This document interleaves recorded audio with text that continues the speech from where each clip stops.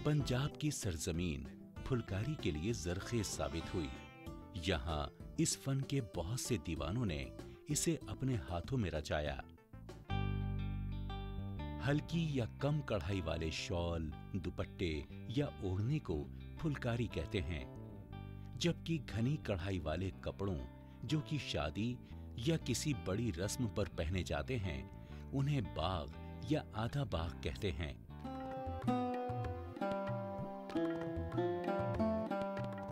फुलकारी का मखसूस टांका कपड़े के उल्टे तरफ लिया जाता है और यही इसकी पहचान है।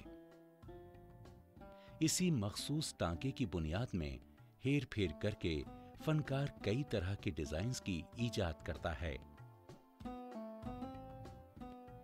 अमूमी तौर पर फुलकारी में लाल और पीले रंग को तरजीह दी जाती है, जबकि इसमें और कई तरह के रंगीन धागे भी इस्तेमाल होते हैं। फुलकारी में सबसे पहले डिजाइन के हिसाब से लकड़ी के ब्लॉक्स बनाए जाते हैं। फिर इन ब्लॉक्स पर बने डिजाइन्स को नील की मदद से कपड़ों पर उतारा जाता है।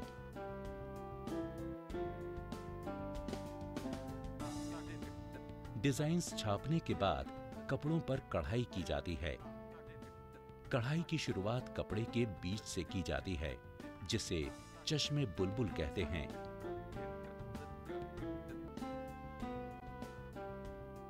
डिजाइन्स के एतबार से कपड़ों पर कढ़ाई मुकम्मल की जाती है। मुकम्मल हो जाने के बाद कपड़ों को धोया जाता है। इस तरीकेकार के बाद कपड़े बाजारों में जाने के लिए तैयार हो जाते हैं।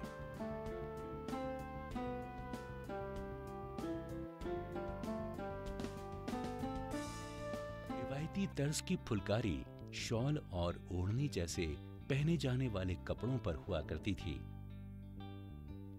लेकिन जमाने के चलन के मुताबिक अब फुलकारी जैकेट्स, बैग्स और जूतों वगैरह जैसी अशिया पर की जाने लगी है। इस तरह की तरमीम फुलकारी के हक में फायदेमंद साबित हुई है। आजकल के दौर में कई नामवर डिजाइनर्स और बॉलीवुड की कई अदाकाराओं का फुलकारी की तरफ रुझान इसकी शोहरत में इजाफा कर रहा है।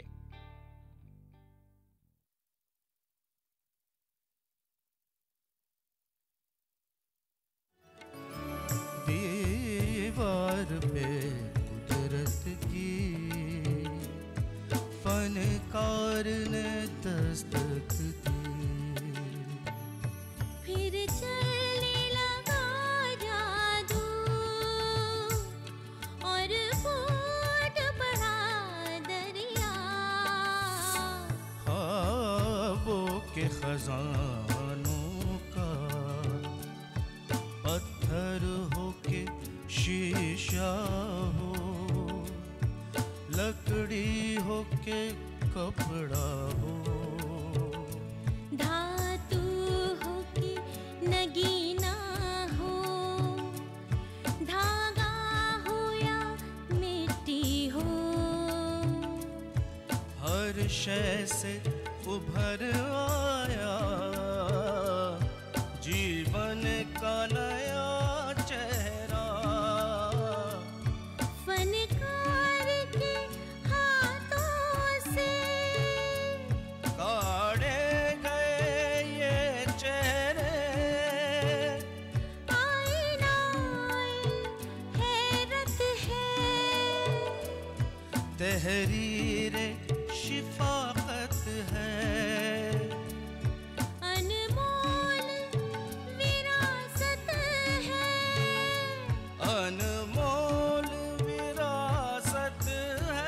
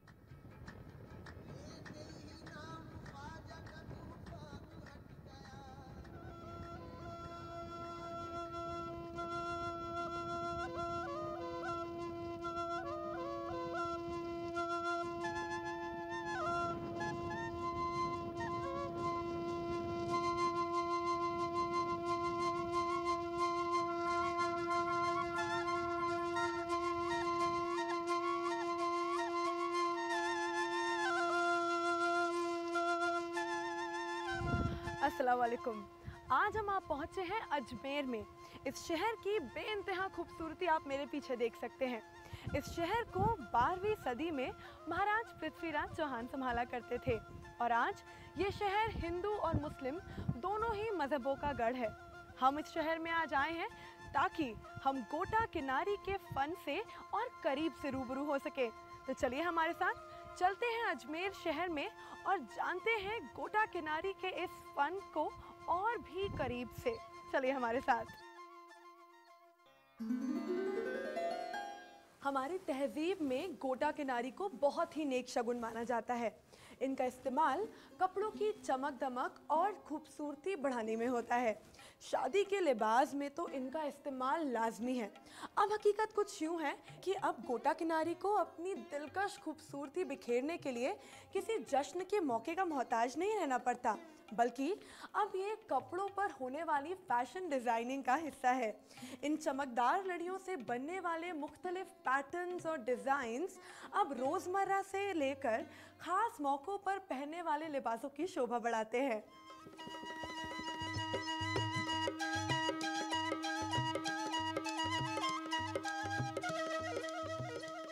आज के हमारे इस सफ़र में हम गोटा बनाने के इस फन को करीब से जानेंगे और इसकी बारीकियों को समझेंगे।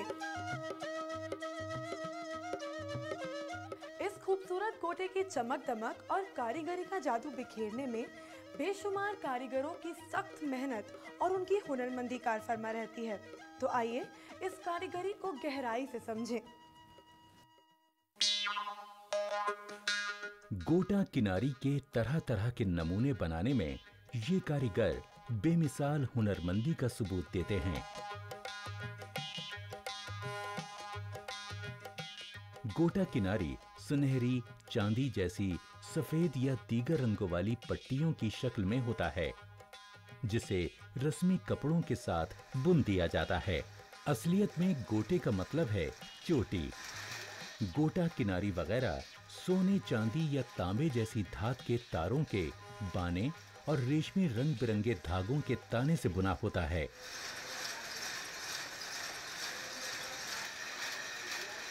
ये गोटा सुनहरे चमकीले तार रेशे के ताने से बुना जाता है। गोटे किनारी का इस्तेमाल कपड़ों की ज्यादा सजावट के लिए किया जाता है। अब बहुत बरसों से गोटा बिजली से चलने वाली खड्डियों पर बनाया जाता है। बिजली से चलने वाली खड्डियों को चलाना बहुत आसान है। इस तरह कम मेहनत और कम वक्त में ही बहुत ज्यादा गोटा तैयार हो जाता है।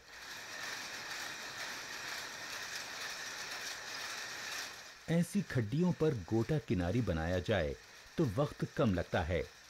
थोड़े वक्त में बहुत ज्यादा माल तैयार किया जा सकता है। जब गोटा बुनने की खड्डियां बिजली से चलती हों तो एक कारीगर अकेले ही कई खड्डियों को चला लेता है।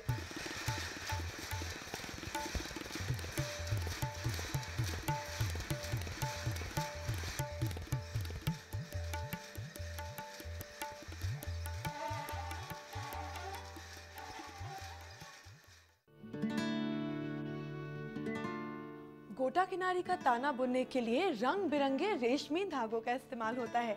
ये कई रंगों में मिलते हैं। अब फिलहाल मेरे हाथ में आप देख रहे हैं केसरिया रेशमी धागा, लेकिन इसके अलावा ये सफ़ेद, हरा, पीला, गुलाबी, मजेंटा, नीला कई रंगों में मिलता है। इसी रंग बिरंगे रेशमी धागे को सुनहरी चमकीली तारों के बाने में बुना जाता है। मैंने ठीक कहा ना दीदी? गोटा किनारी बनाने के लिए कारीगर को कई तरह के खाम माल की जरूरत होती है। सबसे अहम माल है सुनहरे, चमकीले या तांबे जैसे रंगों के पॉलिस्टर तार। जिस रंग का गोटा बनाना हो उस रंग के तारों का इस्तेमाल किया जाता है। बाने और ताने को बुनने के लिए हस्बे जरूरत रेशमी रंग बिरंगे और रेशे के धागे भी चाहिए।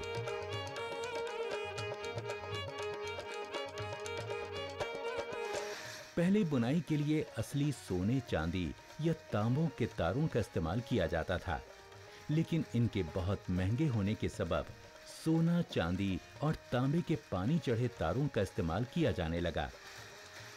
हालांकि अब बहुत सालों से कम खर्च वाले टिकाऊ तारों को खाम माल के तौर पर इस्तेमाल किया जाता है।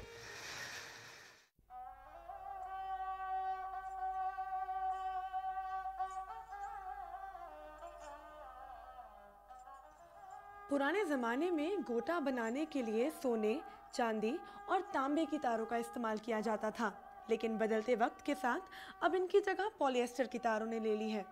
अब इनका फ़ायदा ये है कि ना ही इनकी चमक जरी से कम होती है और तो और इन पर नमी का भी कोई असर नहीं होता।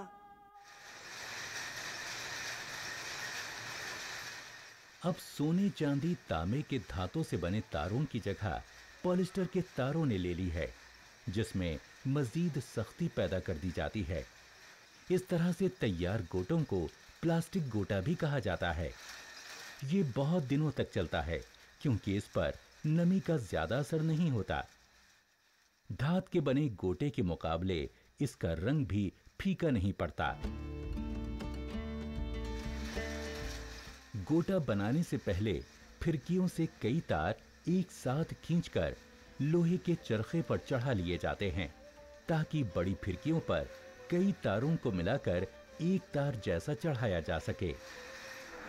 कितने तारों को एक साथ खींचा जाए, ये इस बात पर मुनहसर करता है कि बनने वाले गोटे का साइज क्या है, यानी हकीकत में वो कितना चौड़ा बनेगा।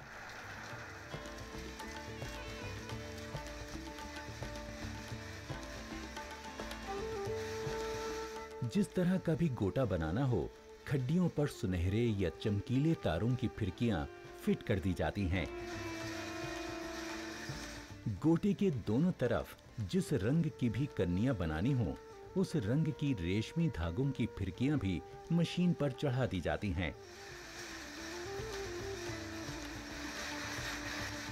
ताने का रेशा तारों को बाने में बुनता है और गोटे की पट्टियां तैयार करता है। गोटे की चौड़ाई हस्बे जरूरत सेट की जाती है। तजर्बेकार कारीगर की नजर में मशीनें बड़ी ही हुनरमंदी से अपना काम अंजाम देती हैं।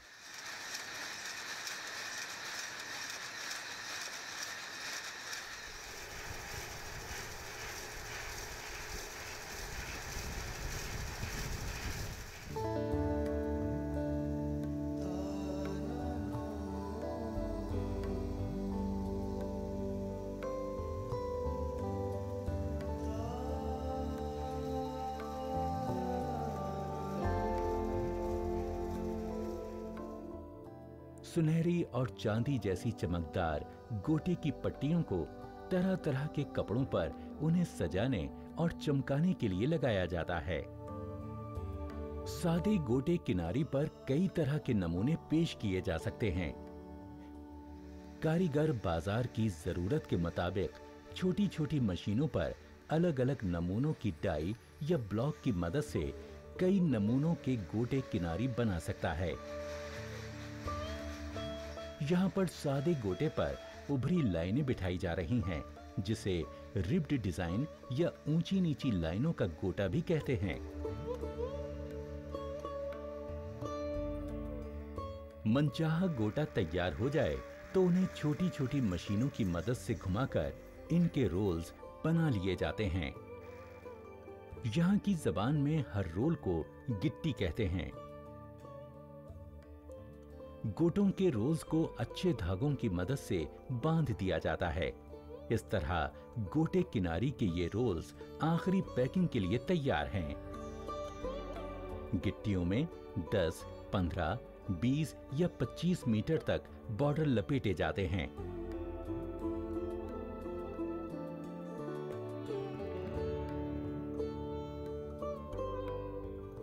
गोटे के फनकार कई तरह के नमूने बनाते हैं। सीखिया गोटा। सीखिया गोटा सादी सी पट्टी की तरह होता है। लप्पा गोटा। लप्पा गोटे में ढेरों बुनाई की जाती है। साल गोटा। साल गोटा सीधी पट्टी की तरह होता है। और ये है चौमासा गोटा, जिसकी अपनी ही खूबसूरती होती है। बीजक गोटा।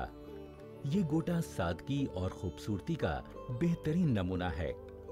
गोटों में चटाई और चीप नाम के गोटे भी पाए जाते हैं। कारीगर और भी कई तरह के गोटे तैयार करते हैं।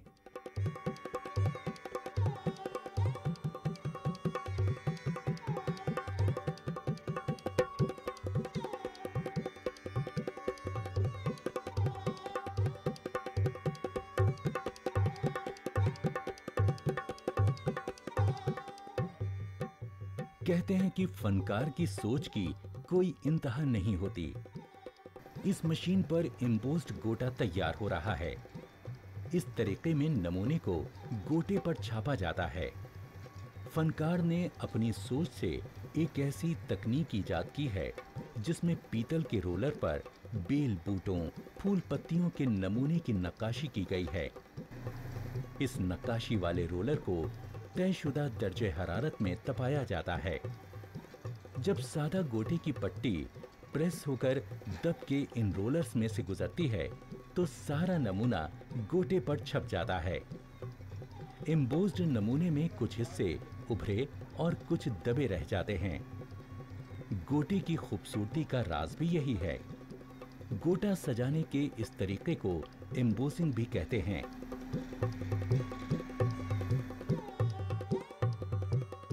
एम्बोसिंग से कई रंगों और नमूनों में गोटे तैयार किए जाते हैं। दिलकश बात यह है कि इन गोटों की चौड़ाई छोटी पट्टी से लेकर काफी चौड़ी हो सकती है।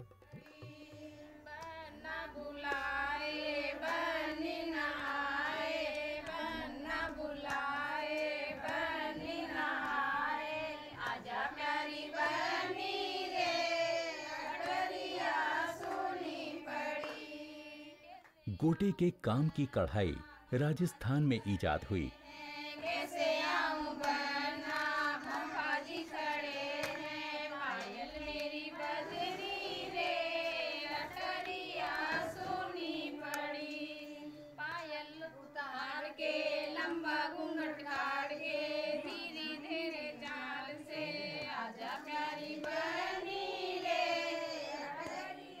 जयपुरी गोटा पत्ती और रंगीन पत्ती के बॉर्डर्स मुल्क और बैरून मुल्क में मशहूर हैं।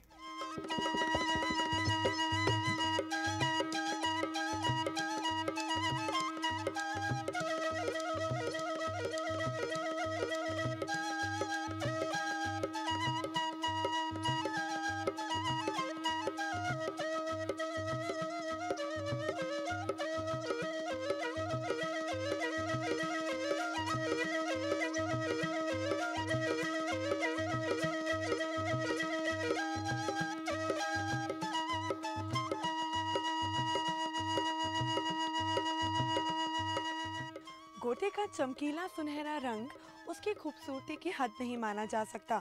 इसी गोटे से फूल, पत्तियां, ज्योमेट्रिक डिजाइन्स बनाकर इसे एक खूबसूरत बॉर्डर में तब्दील कर दिया जाता है और फिर इसी बॉर्डर से सजाई जाती हैं आपकी खूबसूरत साड़ियाँ, लहंगे, चोलियाँ, घाघरे और न जाने क्या क्या।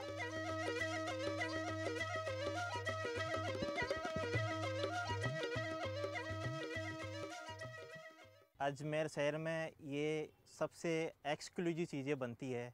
गोटे का जो भी वर्क है, हैंड वर्क है, मशीन आइटम है, सब कुछ यहाँ अच्छी अच्छी डिज़ाइनें बनती है। इसके अलावा यहाँ जैसे लोकल सप्लाई होती है बाज़ार में, तो सारी होलसेलिंग का अपना काम है और नई नई डिज़ाइनें बनती रहती है, नए नए डिज़ाइन आता है और बाहर भी जाता है। यहाँ लोकल जैसे पूरा राजस्थान में सेल होता है, उसके अलावा बाहर भी जाता है, दिल्ली, बॉम्बे, कलकत्ता, मद्रास, सब जैसे फैशन डिजाइनर के लिए टोटल ये आइटम अपने काम आता है। नाइला देहात जयपुर से तकरीबन 30 किलोमीटर की दूरी पर वाक़ है। ये मकाम गोटा फूल पत्ती के काम के लिए मशहूर है। ये काम नाइले में आज से 30-35 साल से बन रहा है। अधिक ये मेन शोरूमों पर जाता है। अधिक जॉर्जेट, बंदेज, शिफॉन पर ज़्यादा बनता है। नाइला के बहुत से देहातों में गोटे किनारी के काम के बेशुमार नमूने तैयार किए जाते हैं। यहाँ के गोटा पत्ती बॉर्डरों का हुस्न वाकई बेमिसाल है। इस काम के लिए जिस कपड़े या लिबास पर गोटे का काम करना होता है, उसे कढ़ाई के अड्डे, जिसे खाता भी कहते हैं, उस पर कसकर तान दिया जाता है। एक बार कपड़ा खाते पर तन जाए तो कारीगर उस पर नमूना तैयार करता है।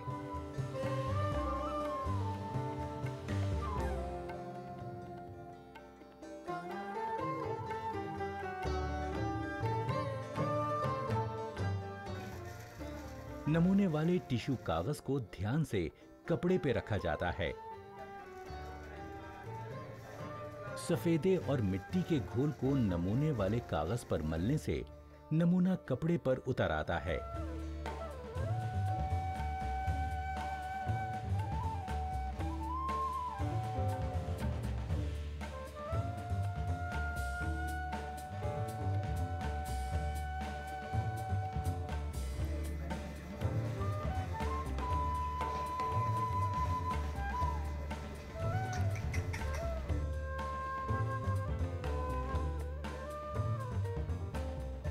नमूने के मुताबिक गोटों को मुख्तलिफ अशकाल में लिया जाता है।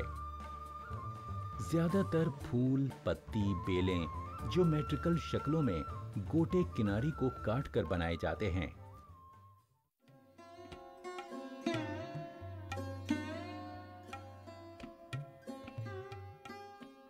गोटे से बनाई जाने वाले डिजाइन के अपने खास नाम होते हैं। गोटा टुकड़ी की तकनीक में गोटे को गोल, तिकोना, चौरस, गमले, कैरी, चंपक फूल और अनगिनत शक्लों में भी इस्तेमाल किया जाता है।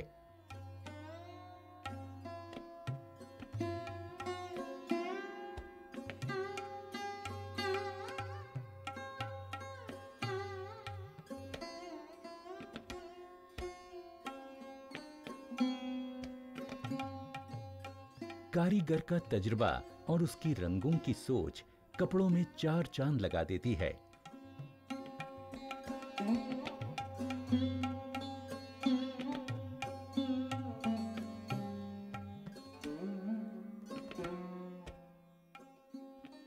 जब वो एक ही रंग के कपड़े पर नमूने में अलग अलग रंगों की पट्टियों से बॉर्डर में मुख्तलिफपन पैदा करता है। फनकार गोटा किनारी के नमूनों को सजाने के लिए जरी, दबका, सलमा, सितारे, कुंदन, जरी डोरी का इस्तेमाल हैरत अंगेज सजावट के लिए करते हैं।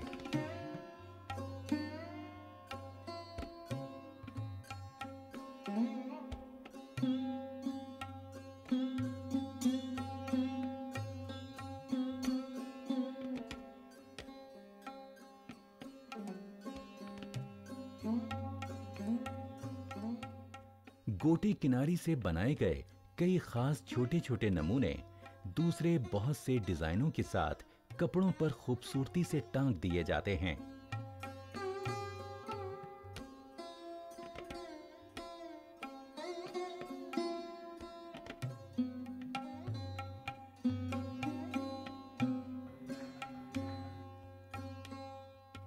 हर नमूना मुख्तलिफ है और हर नमूने की दिलकशी भी खास है।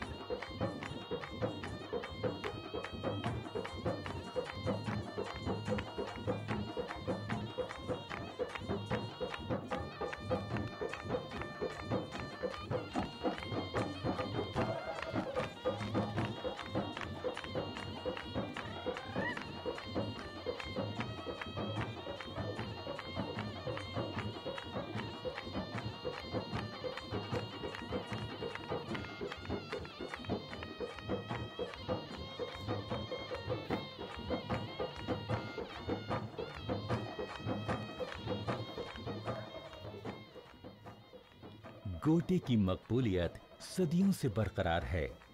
इस फन के माहिर गोटा किनारी को कपड़ों की भारी आराइश यानी सजावट के लिए बेहतरीन मानते हैं।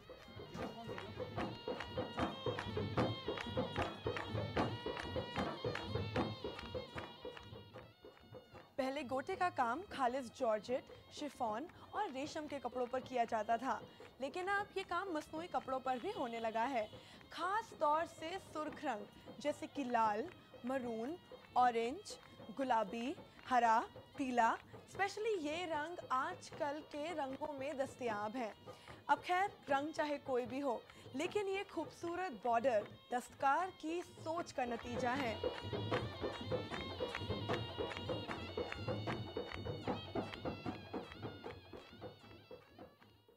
गोटे का काम साड़ियों, लहंगों, चोलियों, ब्लाउजों, दुपट्टों और जैकेट्स वगैरह पर बेइंतहा खूबसूरती से किया जाता है। गोटे के मलबूसात भारत में ख़वातीन के लिए रिवायती मलबूसात के तौर पर बेहद मकबूल हैं।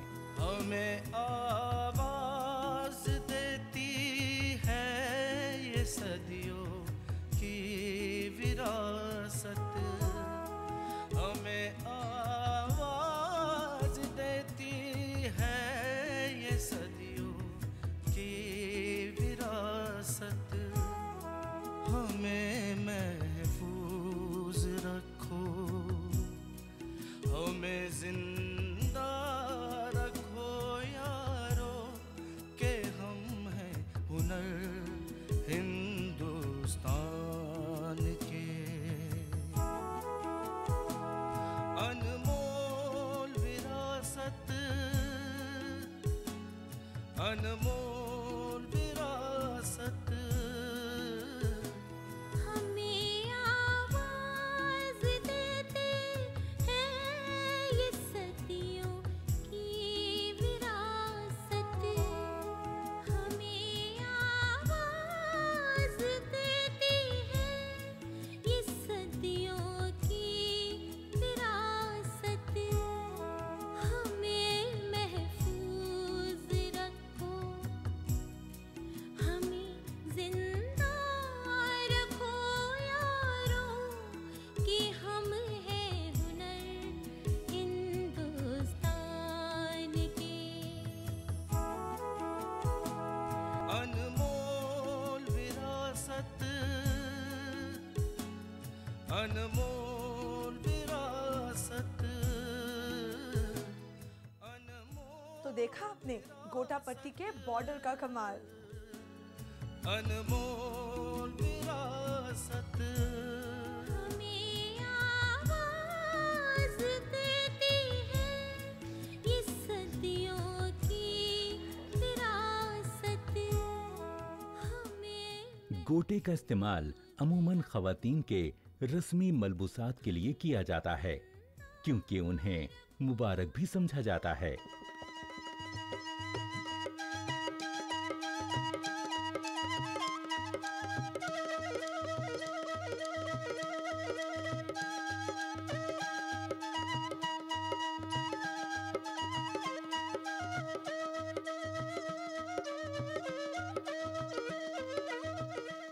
हमारे वतन के नामी फैशन डिजाइनर सुनहरी चमकीली पट्टियों का इस्तेमाल खूबसूरत मलबूसात बनाने के लिए कर रहे हैं।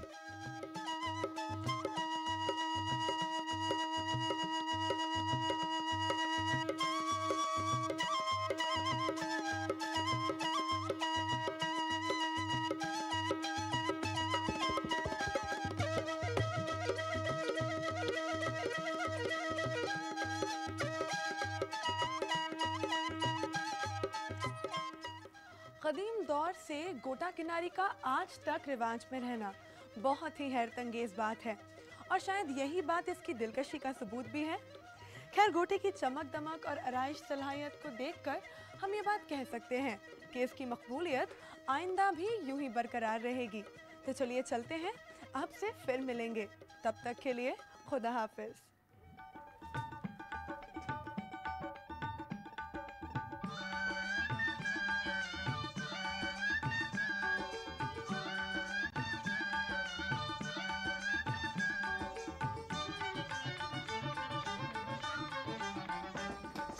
पल्लो